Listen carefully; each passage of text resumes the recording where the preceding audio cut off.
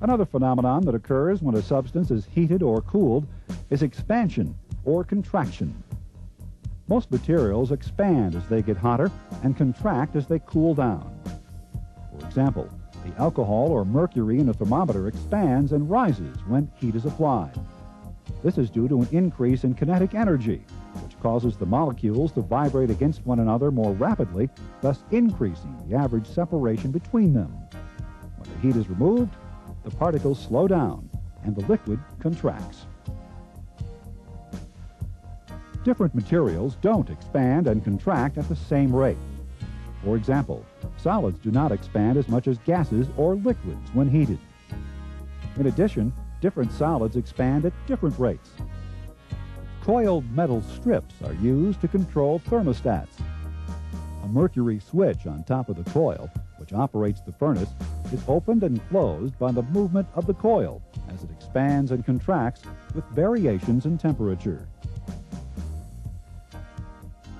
Expansion joints are placed in sidewalks and freeways so that any expansion in the concrete due to temperature increases can be absorbed by the joints, rather than causing cracks and breaks in the rigid concrete slabs.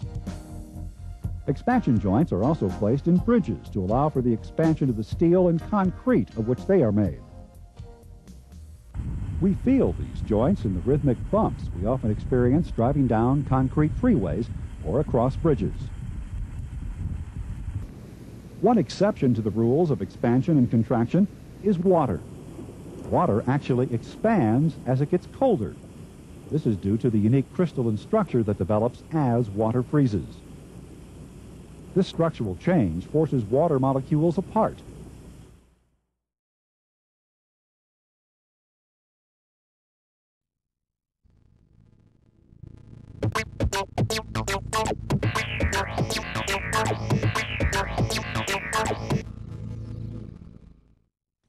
We already know that heating something causes the temperature to rise, but there are other changes that occur in the presence of heat.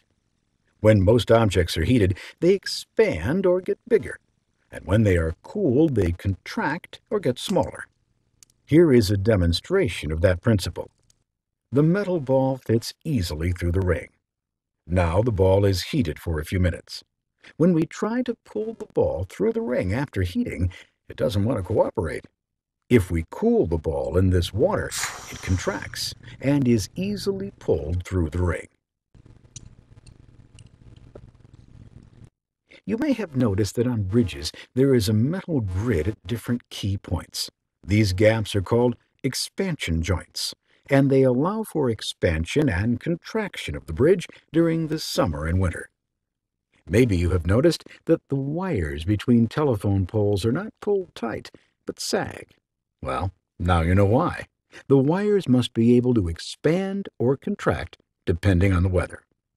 When architects plan and design buildings, they must take expansion and contraction of the materials into consideration. So joints are made to be flexible because buildings are expanding and contracting all the time as the seasons change.